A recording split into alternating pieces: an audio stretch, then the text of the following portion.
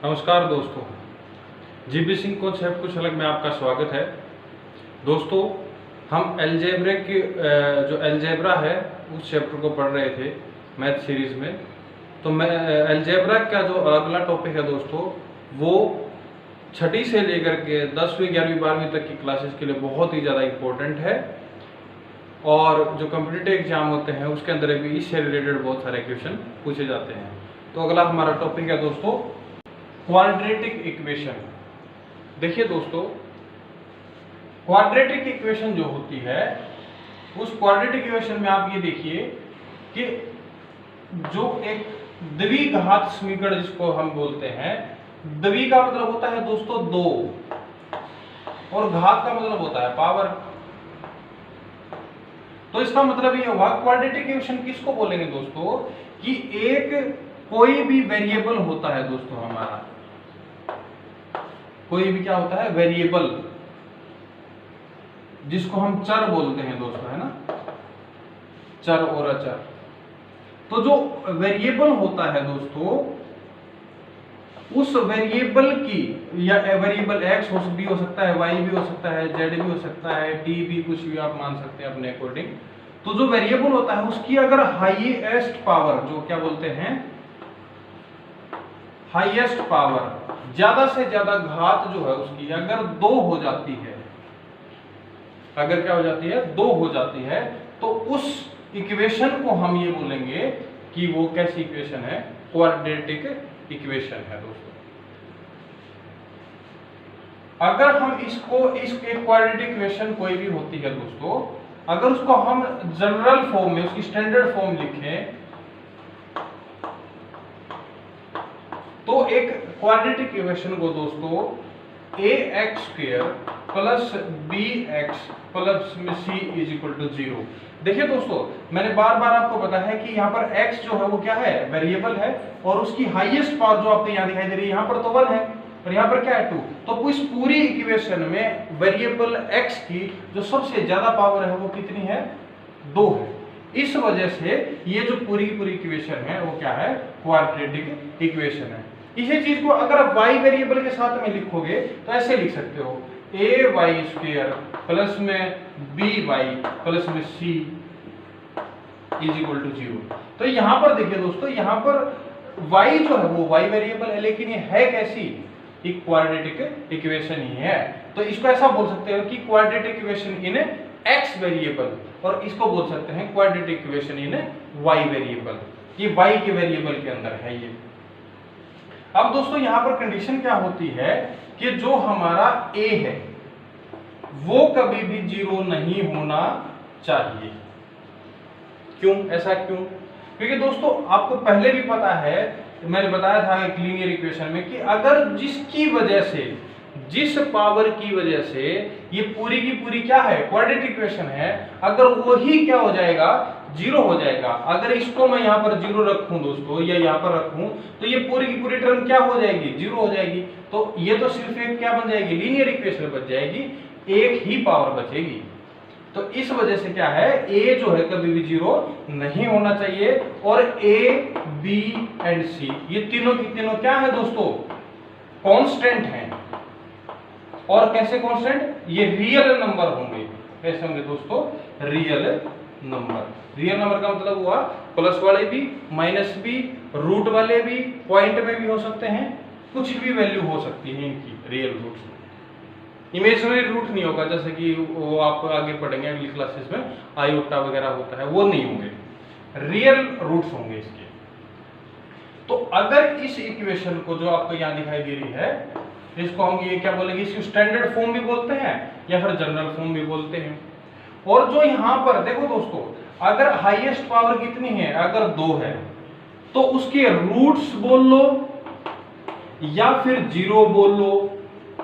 Number of बोलते हैं zeros of polynomials, zeros of polynomial. Zeros का मतलब सिंपल सा हुआ कि x की वो वैल्यू जिसके ऊपर जब यहाँ पर x की वैल्यू रखी जाएगी, तो ये पूरी की पूरी जो ये लेफ्ट हैंड साइड है, ये किसके इक्वल हो जाएगी, 0 के। x की वो वैल्यू जिसके ऊपर x की जब इसमें वैल्यू रखी जाएगी, या y की वो वैल्यूज जिसके ऊपर ये रखने, इसमें रखने के बाद वो किसकी इक्वल हो जाती है, 0 के। तो उनको क्या बोलते हैं, रूट्स भी बोलते हैं, जीरोज भी बोलते हैं, और सॉल्यूशन ऑफ द इक्वेशन भी बोलते हैं ना, सॉल्यूशन ऑफ क्वाड्रेटिक इक्वेशन। अब देखिए दोस्तों, रूट्स जो है इसकी पावर 2 है, तो रूट्स भी कितने निकलेंगे, 2 निकलेंगे। जो रूट्स होंगे वो कितने निकलेंगे, 2।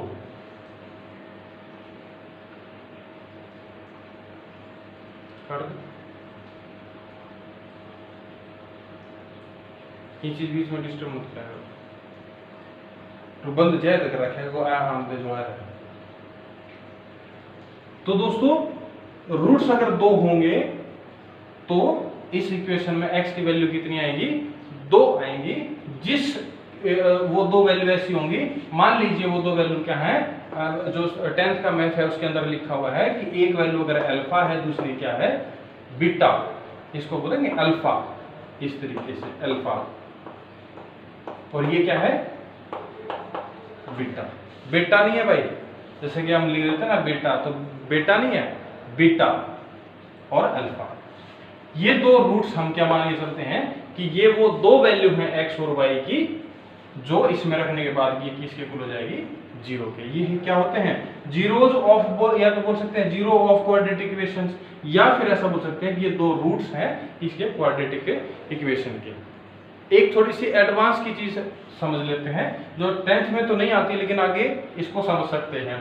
क्वाड्रेटिक जो इक्वेशन होती है दोस्तों, वो जब उसको ग्राफ के अंदर, किसके अंदर, ग्राफ के अंदर, जो हमारा जो इस तरीके से ग्राफ बनाते हैं, जब उस ग्राफ के अंदर हम इस इक्वेशन को प्लॉट करेंगे, ड्रॉ करके देखेंगे, तो उस समय दोस्तों ये जो क्वाड्रेटिक इक्वेशन होती है वो यू शेप में आएगी, यू शेप में। और जो ये यू शेप होती है, इस यू शेप को हम पैराबोला बोलते हैं दोस्तों। कि जो ये इक्वेशन आती है, जैसे कि हमने लीनियर इक्वेशन में पढ़ा था, उसमें लाइन आती थी, एक लाइन, तो लेकिन इसके अंदर क्या आएगी, एक यू शेप आएगी, और यू शेप को हम क्या बोलते हैं, पैराबोला है। वो दोस्तों देखो, ग्राफ के अंदर वो कैसे भी आ सकती है, वो ऐसे भी आ सकती है, वो ऐसे भी आ सकती है, ऐसे भी आ सकती है, बीच के बीच भी आ सकती है, कैसे भी आ सकती है, लेकिन आएगी कैसी, यू शेप आएगी। तो जो यू शेप होगी वो x और y की value, a b c d की वैल्यू, a b c की वैल्यू रखेंगे तो एक इक्वेशन बनेगी। आप अपने अकॉर्डिंग कोई भी इक्वेशन दिया मिल सकता है, जहां पर a की वैल्यू आप x स्क्वायर जो है दोस्तों, उसका कोफिशिएंट कौन है, a है, x का कोफिशिएंट कौन है, b है, और c क्या है, कांस्टेंट है। तो ये तीनों वैल्यू आप निकालोगे तो उसके क्या निकलेंगे, 2 रूट्स निकलेंगे जब इसको सॉल्व करेंगे। तो आपको ये पता लग गया कि क्वाड्रेटिक इक्वेशन है वो किस फॉर्म में होती है। दोस्तों, जो क्वाड्रेटिक इक्वेशन होती है उसकी जनरल फॉर्म आपको पता चल गई। अब ये देखते हैं कि जो हम x और y, जो x की वैल्यू होती है क्वाड्रेटिक इक्वेशन में, वो 2 वैल्यू जो अल्फा और बीटा हमने माना है, वो किस तरीके से निकाली जाती हैं, या सिंपल सा मतलब ये हुआ कि हम उनके रूट्स किस तरीके से निकालेंगे। आइए उसको समझते हैं। हम क्वाड्रेटिक इक्वेशन, जो हमारी द्विघात समीकरण है, उसके हल निकालने की कोशिश करते हैं, उनके रूट्स निकालने की कोशिश करते हैं।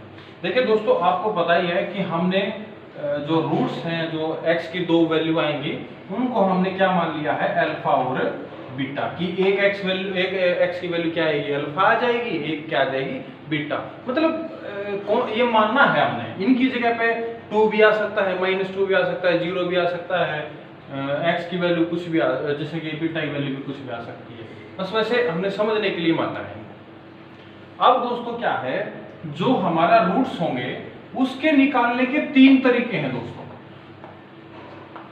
कोई भी क्वाड्रेटिक इक्वेशन होगी, मैं लिख देता हूं, ax² प्लस में bx प्लस में c = 0। इस जो क्वाड्रेटिक इक्वेशन है उसको सोल्व करने के 3 तरीके होते हैं दोस्तों। एक तो होता है हमारा फैक्टराइजेशन,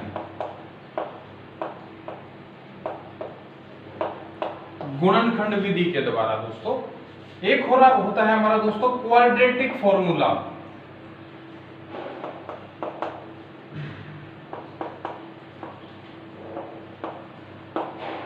कि हमारा जो द्विघात एक समीकरण का क्या होता है, फॉर्मूला होता है, उसके अंदर हम रख करके क्या निकाल सकते हैं, क्वाड्रेटिक इक्वेशन के रूट्स निकाल सकते हैं। और तीसरा होता है हमारा बाई कंप्लीटिंग स्क्वायर दोस्तों,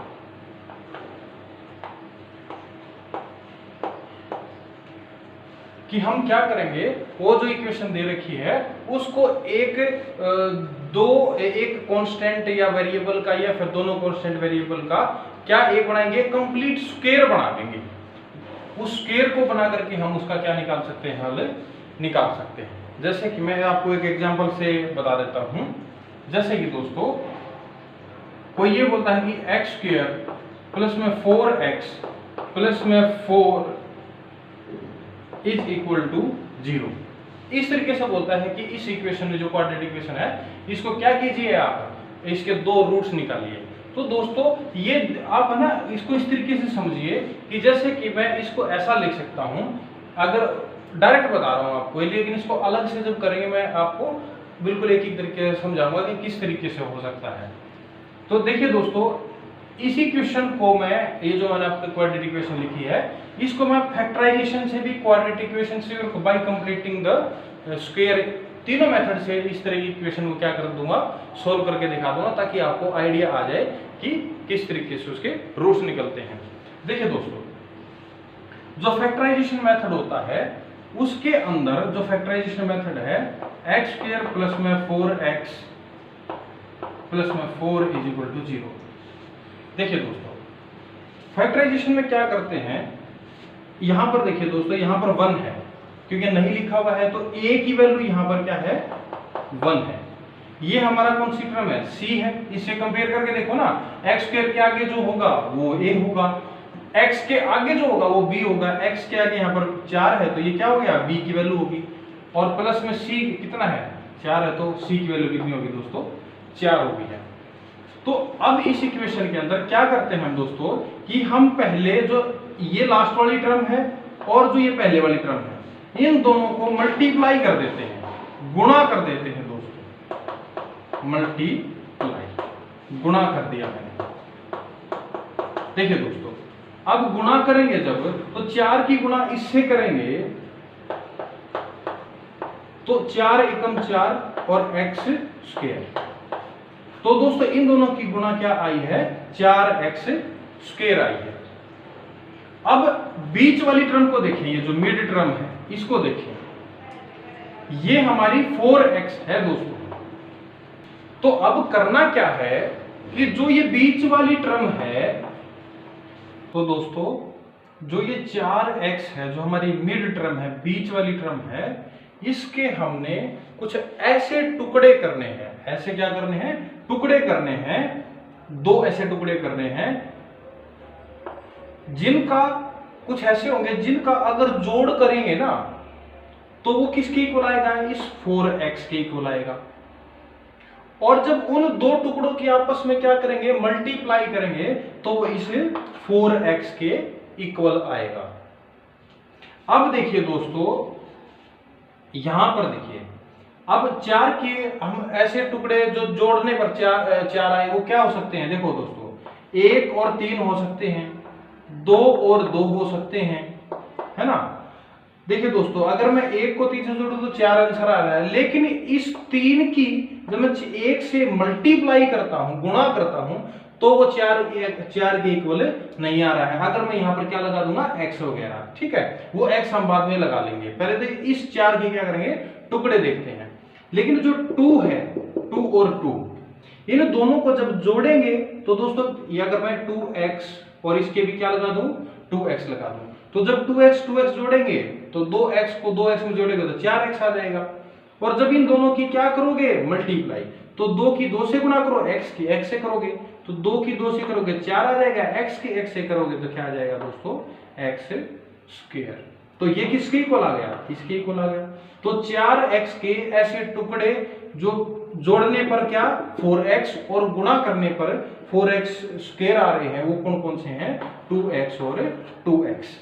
तो यहां पर क्या करेंगे, ये जो 2x 2x 2 इसके क्या आए हैं, फैक्टर आए हैं, हमने फैक्टराइजेशन मेथड इस्तेमाल किया है। तो यहाँ पर जहां पर 4x लिखा हुआ है वहां पर अब हम क्या लिख देंगे 2x प्लस 2x।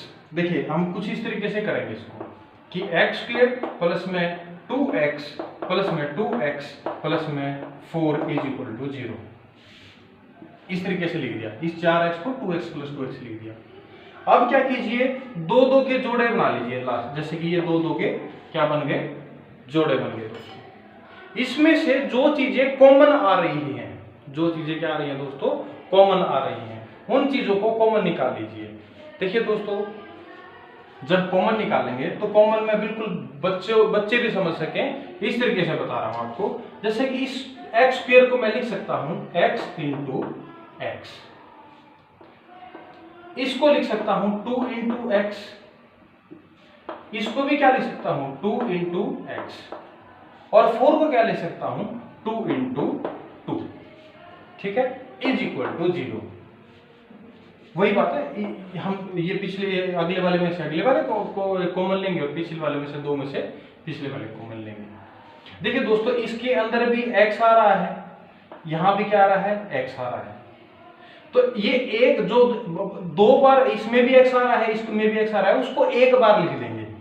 बाहर क्या करेंगे दोस्तों, हम एक बार लिख लेंगे और लिखने के बाद इसको यहां से क्या कर देंगे, खत्म कर देंगे। तो अगली टर्म में क्या करेंगे, अगर मैं इसको बाहर निकाल लूं और अंदर क्या बचेगा दोस्तों, ब्रैकेट लगा के लिखेंगे कि ये तो जा चुके हैं दोनों, तो यहां पर क्या बचेगा, यहां पर तो x बचेगा प्लस बीच में है और 2x था वो क्या बच गया 2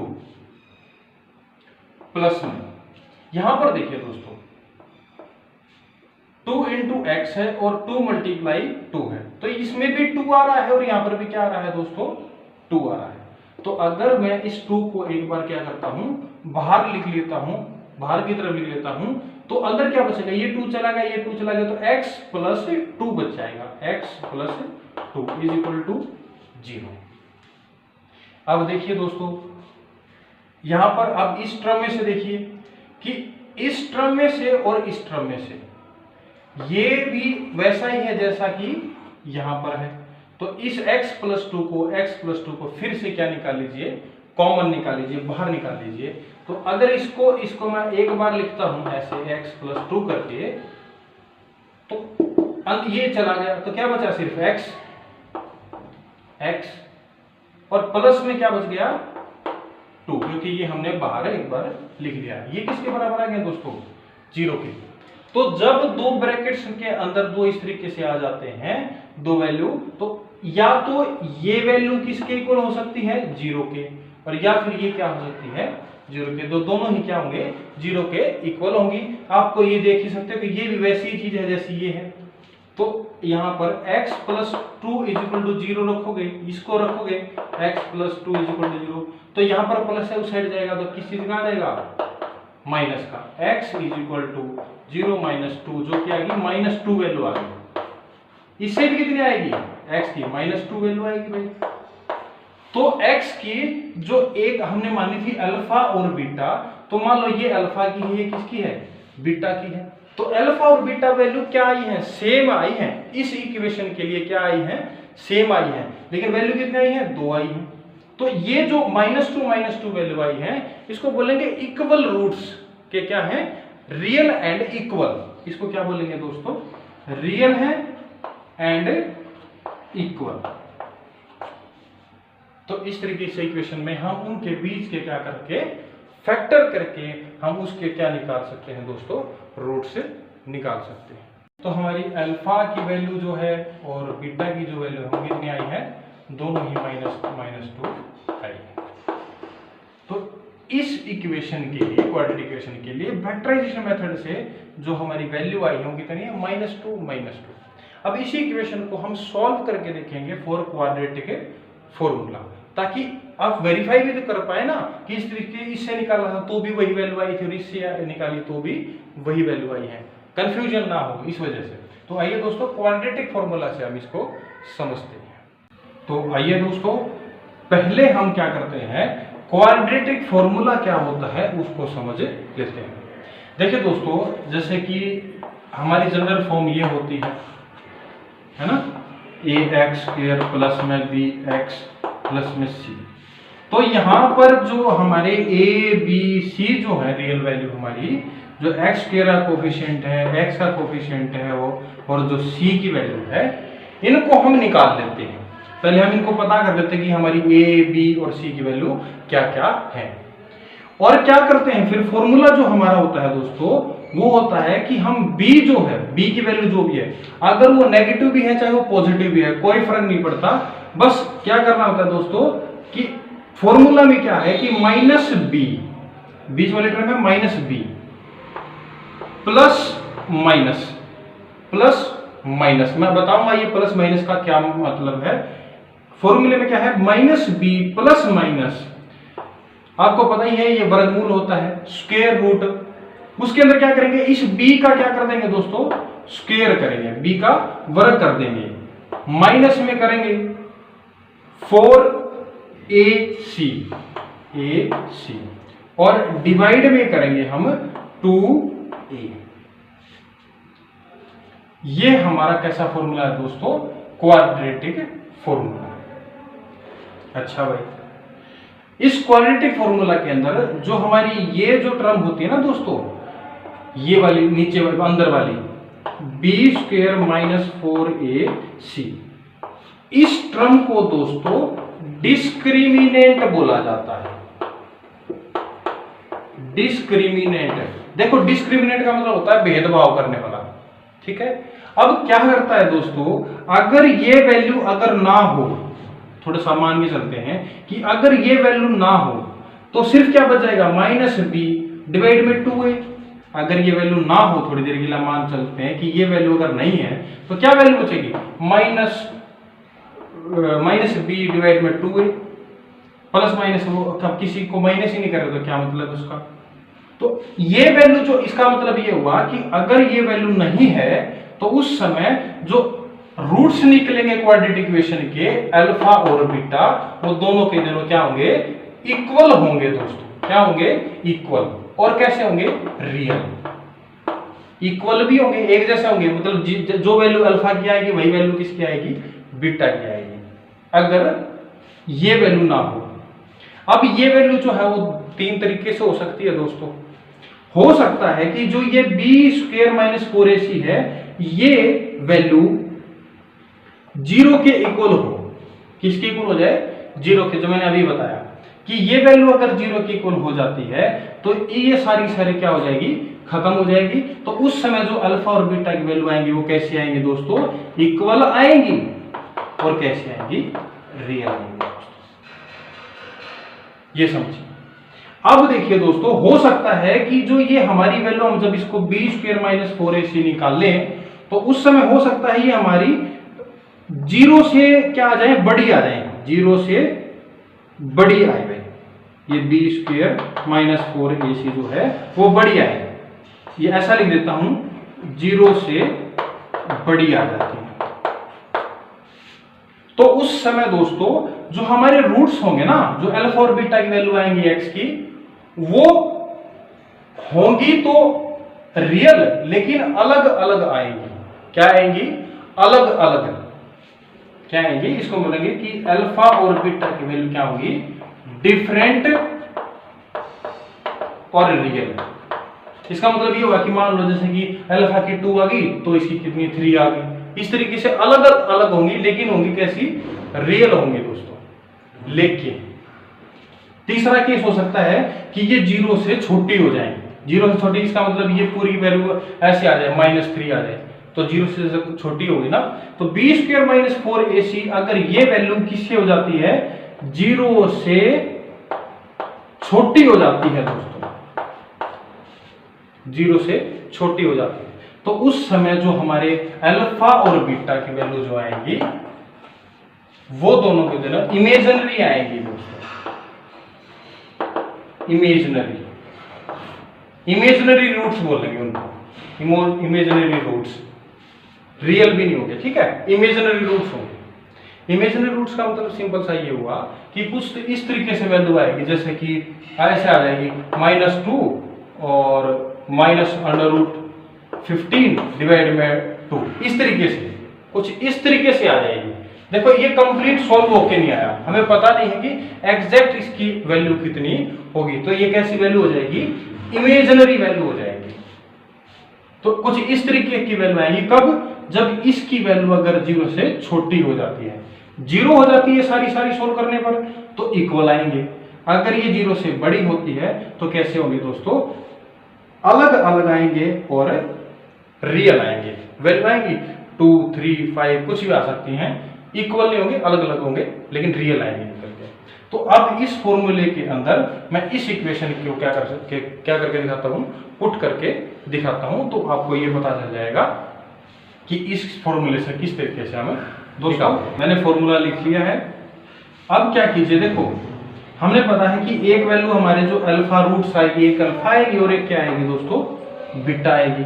तो अब अल्फा को इस फॉर्मूले में कैसे लिखेंगे कि एक बार जो यहाँ पर ये प्लस माइनस लिखा हुआ है, मैंने आपको बताया था कि इसका मतलब क्या होता है कि एक बार तो इस चीज को इसके साथ में प्लस में लिख दीजिए और एक बार क्या लिख दीजिए, माइनस में। देखो कैसे लिखते हैं, -b plus under root b square minus में 4ac। देखो मैंने एक बार प्लस में लिखा है, डिवाइड में क्या है 2 है, एक बार माइनस में लिख दीजिए ऐसे, -b minus b square minus 4ac, उसका क्या आता है अंडर रूट, डिवाइड में क्या 2, एक बार प्लस में और एक बार माइनस में। जो प्लस वाला है वो एक अलग रूट निकलेगा और माइनस वाला है वो एक अलग रूट निकलेगा। अब वो डिस्क्रिमिनेंट हमने बोला था, इसको एक बार ये देख लीजिए, चेक कर लेते हैं कि 0 होगा या 0 से छोटा होगा या 0 से बड़ा होगा। तो हम पहले क्या कर लेते हैं दोस्तों, b स्क्वायर माइनस 4ac की वैल्यू निकाल करके देख लेते हैं। देखिए दोस्तों, अगर इसको निकालें, ये हमारा पिछला क्वेश्चन है जिससे हमने सॉल्व किया था, तो यहां आप देख सकते हैं कि यहां पर वैल्यू 1 है, तो यहां पर क्या होता है, हमारा a होता है, b की जगह हमारा कितना है, a हमारा 1 है, b की वैल्यू 4 है और c की वैल्यू कितनी है दोस्तों, 4। ये आपने एक दूसरे से कंपेयर करके देख लिया कि यहां पर क्या हुआ है। अब इसमें क्या करना है आपने, जहां a है वहां a रख दीजिए, जहां b है वहां b, जहां c है वहां c। b का स्क्वायर, b कितना है दोस्तों, 4 है, उसका स्क्वायर माइनस में 4 दोस्तों, a हमारा कितना है दोस्तों, 1 है, इनटू में c जो है हमारा 4 है। देखिए 4 का स्क्वायर करोगे तो कितना होगा, 4 की 2 बार गुना, मतलब खुद से गुना करोगे 2 बार तो क्या होगा, 4 चौके 16, माइनस में 4 एकम 4 और 4 चौके 16, इसका भी कितना आएगा दोस्तों, 16, और 16 से 16 कैंसिल करोगे तो कितना आएगा, 0। तो देखिए दोस्तों, मैंने बताया था आपको कि 3 ही केस हो सकते हैं, या तो ये पूरी की वैल्यू क्या आ सकती है, 0 आ सकती है। अब ये इस केस में क्या आ गई है, 0 आ गई है, और जब 0 आ जाती है तो इसको निकालने की जरूरत नहीं है बार बार इस दोनों में, इसको हम क्या रख देंगे, डायरेक्ट 0 रख देंगे। तो इस फॉर्मूले के अंदर अगर मैं b की वैल्यू देखो कैसे रखेंगे, यहां पर b 4 है दोस्तों, तो अल्फा की वैल्यू निकालेंगे इस फॉर्मूले से, तो माइनस ऐसा कैसा लिखेंगे, b की वैल्यू आपको पता है कि 4 है, ये वैल्यू आपको पता ही प्लस में, ये पूरी वैल्यू किसके इक्वल आ गई है, 0 के, और 0 का रूट करेंगे तो वो भी कितना आएगा, 0। तो प्लस में क्या है दोस्तों, 0, डिवाइड में 2, इनटू में a की वैल्यू जो है वो हमारी कितनी है, 1 है, ये रखेंगे और यहां पे आएगा देखो -4, डिवाइड में कितना है, 2 1 2 यानी 2, 2 एकम 2 और 2 दूनी 4, तो अल्फा की वैल्यू हमारी कितनी आ गई, -2 आ गई दोस्तों। डायरेक्ट मैंने आपको वैसे ही बताया था कि अगर रूट 0 आ जाती है तो इक्वल रूट्स आएंगे, इक्वल का मतलब जो अल्फा की वैल्यू आएगी वही किसकी आएगी, बीटा की। तो अल्फा की वैल्यू कितनी आई है, -2, तो बीटा की भी कितनी आनी चाहिए, -2। देखिए वो कैसे आएगी, अब यहां पर जैसे कि इस 0 को प्लस करो या माइनस करो, चीज तो वही रहेगी, तो यहां पर क्या है, बीटा की वैल्यू निकालेंगे तो वो क्या है, माइनस वही 4, b की वैल्यू 4 दे रखी है, माइनस में क्या 0 और डिवाइड में 2 है, 2 × 1 वही आ गई भाई, -4 डिवाइड में 2 काटा तो कितना आ गया, -2। तो देखिए दोस्तों, अल्फा की वैल्यू भी और बीटा की वैल्यू भी क्या आई है, -2 जो कि हमने जब हम फैक्टराइजेशन मेथड से किया था उस समय भी हमारी कितनी वैल्यू आई थी, -2 और -2। ये -2 वो वैल्यू है दोस्तों, जब इस -2 को x की जगह पर रखेंगे इस इक्वेशन में, तो ये पूरी की पूरी इक्वेशन किसके बराबर होगी, 0 के। -2 अगर इसका -2 का स्क्वायर करोगे दोस्तों, -2 × -2 करोगे तो माइनस से माइनस क्या हो जाता है, प्लस हो जाता है। ये चीज मैं आपको, आप इस तरीके से समझिए, मैं यहीं पे बता देता हूं कि अगर कोई दो संख्याएं हैं दोस्तों, दो संख्याएं, जैसे कि ये बहुत इंपॉर्टेंट कॉन्सेप्ट है क्योंकि बहुत सारे इसमें क्या होता है, कंफ्यूज हो जाते हैं। मैं बता देता हूं, मान लीजिए दोस्तों एक संख्या a है और एक b है। अब वो दोनों की जब हम मल्टीप्लाई करते हैं दोस्तों, मल्टीप्लाई दोनों दो तरीके से होती है दोस्तों, एक मल्टीप्लाई का साइन लिख देते हैं और कई बार क्या लिख देते हैं, ब्रैकेट लगा देते हैं। तो ब्रैकेट का मतलब भी क्या होता है, मल्टीप्लाई होता है। अगर मैं ऐसा लिख दूं दोस्तों तो उसका मतलब भी ये दोनों क्या किए हुए हैं, मल्टीप्लाई है। और यहां पर वैसे मल्टीप्लाई लिख दूं तो भी इसका मतलब गुणा कर रखी है हमने, मल्टीप्लाई कर रखी है। तो अब देखो ये जो a और b है दोस्तों, ये पॉजिटिव नेगेटिव हो सकते हैं। हो सकता है कि ये दोनों क्या हो, पॉजिटिव हो सकता है कि एक पहले वाला इसमें नेगेटिव हो, दूसरे वाला कैसा हो, पॉजिटिव हो सकता है कि दोनों ही क्या हो, नेगेटिव हो, और हो सकता है कि जो हमारा पिछले वाला है वो नेगेटिव और पहले वाला क्या होता है, पॉजिटिव। चार पॉसिबिलिटी होती है कि जो मल्टीप्लाई हम दो संख्याओं को करते हैं तो किस किस तरीके से हो सकती है। तो दोस्तों जब हम इनकी मल्टीप्लाई करके जो आंसर निकालेंगे ना, वो जो आंसर होगा वो पॉजिटिव आएगा या नेगेटिव आएगा, इस चीज का डिसाइड होता है। तो वो क्या होता है दोस्तों कि जब कभी भी साइन प्लस प्लस होगा ना, तो इन दोनों की मल्टीप्लाई होने के बाद पॉजिटिव ही आंसर आएगा, यानी प्लस का क्या आएगा, ए बी, यानी प्लस की दोनों से क्या कर देंगे दोस्तों, गुणा कर देंगे। साइन इनमें से अगर डायरेक्ट एक बार याद करना है तो दोनों में से अगर एक का भी क्या होगा, अलग अलग होगा, एक का पॉजिटिव एक का नेगेटिव होगा, तो आंसर हमेशा ही क्या आएगा, नेगेटिव आएगा। इसका भी क्या आएगा, -ab, और इसका कि यहाँ पर ये भी माइनस का और ये प्लस का है तो माइनस का आ गया।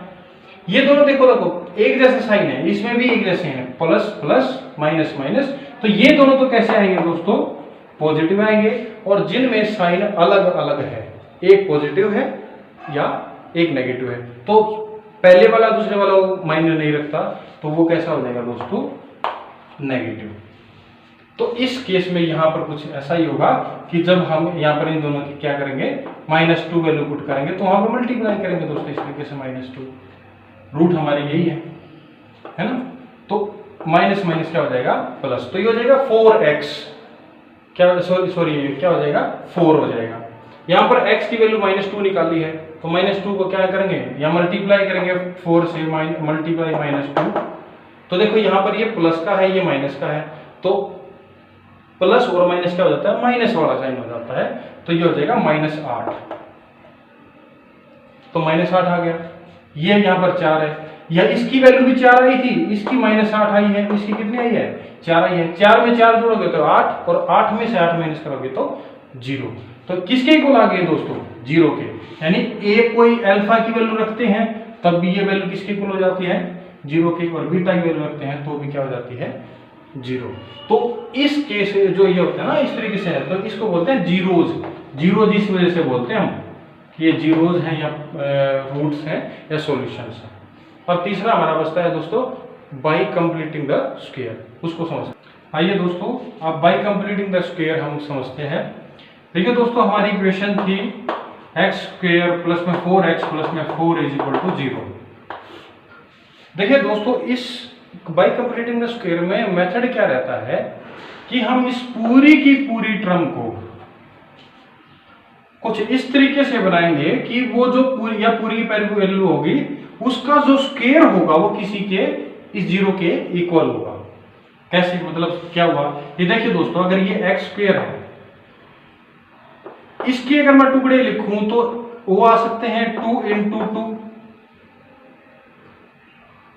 इंटू में क्या है दोस्तों, x है, यहां पर क्या है, प्लस में 4 है। इस 4 को लिख सकता हूं 2 का स्क्वायर, 2 × 2 लिख सकता हूं ना। अब आपने अगर एल्जेब्रिक आइडेंटिटी अगर पढ़ी हो, वो मैं अगली जो अभी आप यहाँ पे सिर्फ क्या कीजिए, मोटा मोटा सा समझ लीजिए कि मैं क्या कहना चाह रहा हूं, या आपको मैं डायरेक्ट ही बताऊं तो आपको ये पता है कि जब हमने फैक्टराइजेशन से इसका क्या निकाला था, रूट्स निकाला था, तो लास्ट में हमने इनको जब कॉमन लिया था तो वहां पर x - 2 और x - 2 = 0 कुछ इस तरीके से निकल के आए थे, इस तरीके से निकल के आए थे। तो अब ये जो दो चीजें मल्टीप्लाई होती हैं उनको हम क्या लिख सकते हैं कि x - 2 का क्या लिख सकते हैं, होल स्क्वायर लिख देते हैं। तो देखिए अब यहां पर क्या किया हमने कि ये जो पूरी अंदर वाली चीज है उसका स्क्वायर किसके इक्वल रख दिया है, 0 के। तो अब जो ये 0 के इक्वल हो गई है, तो x की जो वैल्यू होगी वो दो वैल्यू ऐसी होंगी जो क्या होंगी, इक्वल होंगी। स्क्वायर में है ना, क्योंकि स्क्वायर में है तो एक बार मतलब एक बार x की वैल्यू निकालिए और वही वैल्यू क्या होगी, दूसरी की भी होगी। मतलब x - 2 को किसके इक्वल रख दीजिए, 0 के। ये इस तरीके से अगर हम निकालते हैं तो उसको बोलते हैं स्क्वेयरिंग मेथड। इसको अगर यहां करेंगे तो क्या बनेगा दोस्तों, देखो इसको a मान लिया, इसको क्या मान लिया, या इसको मान लीजिए, इसको a मान लिया और इसको क्या मान लिया, b। और यहां पर ये जो 2 है ये भी क्या हो जाएगा, b हो जाएगा, x क्या हो जाएगा, a हो जाएगा। तो देखिए ये फॉर्मूला बन गया कि a का स्क्वायर प्लस में ये आगे, इसको आगे लेके आएंगे तो क्या हो जाएगा, प्लस में b जो b के 2 माना है हमने, तो ये हो जाएगा b का स्क्वायर। x को यहाँ पर a माना था, पूरे को नहीं माना भाई, x को मानना है, यहाँ पर 2 को मानना है। तो ये होगा 2ba प्लस में 2ba भाई। ये तो फॉर्मूला होता है किसके, a + b का होल स्क्वायर। a + b का सारे का क्या होता है, वर्ग जो होता है वो किसके इक्वल होता है, इसके इक्वल होता है। तो इस पूरी की पूरी वैल्यू को मैं ऐसे लिख सकता हूं, a आपको पता है आपने x माना था और b आपको पता है 2 माना था, तो प्लस में 2 और उसका क्या है, स्क्वायर। ये पूरी वैल्यू आपके किसके बराबर है, 0 के। तो जो मैंने अभी लिख के दिखाई थी वो क्या आ गई,